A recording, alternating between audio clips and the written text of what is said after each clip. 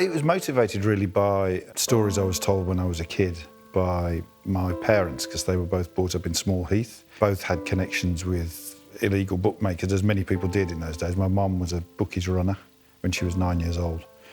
And my dad's uncles, they were Peaky Blinders, they were illegal gangsters, and he told me stories about how they looked and how they dressed and how people felt about them and about how life was in those days. So I always felt that this was a drama waiting to be told, and an opportunity came. And so, you know, my parents were kids when they witnessed it, and they told the stories to me when I was a kid. So I always wanted to tell it through the eyes of a kid.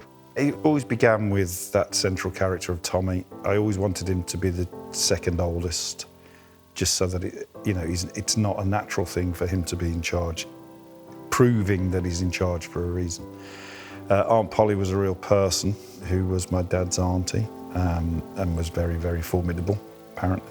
And then the brothers, you know, families were big in those days, and I'm from a big family with lots of brothers and sisters and things. So just dealing with that, the way that people get along, is, I think, quite interesting. And it's something that is in my background, so I do try and use it if possible.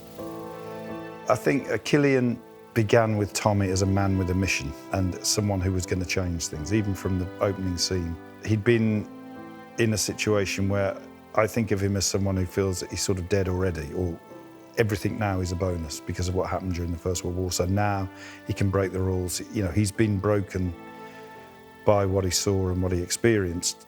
He's experiencing success. He's getting what he always thought he wanted.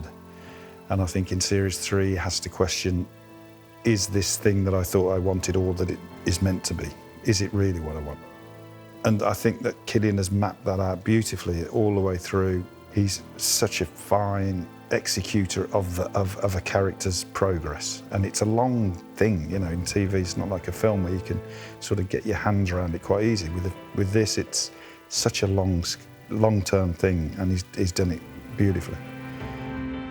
Paul Anderson, who's playing Arthur, particularly in Series 3, has a character who's at a crossroads because of the influence of a woman that he's met and married.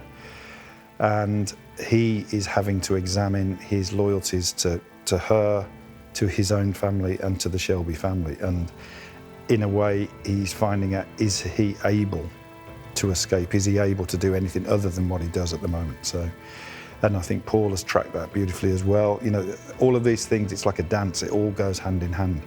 And always there with them, sort of between them, arm in arm with them, is Polly.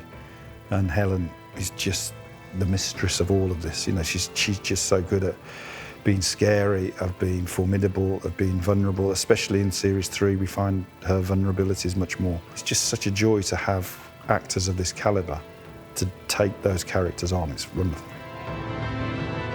You know, you think you know the character and you've been playing for a while, and you know, I know Steve and I know his writing, but you can never, ever predict what he's going to do with him. And it's so exciting to get the scripts, because it always astonishes me what happens. People are so invested in the characters, and they feel like friends to them, to the audience. So it's important that you move on with them and you take leaps so that the audience feel like they're going places with them.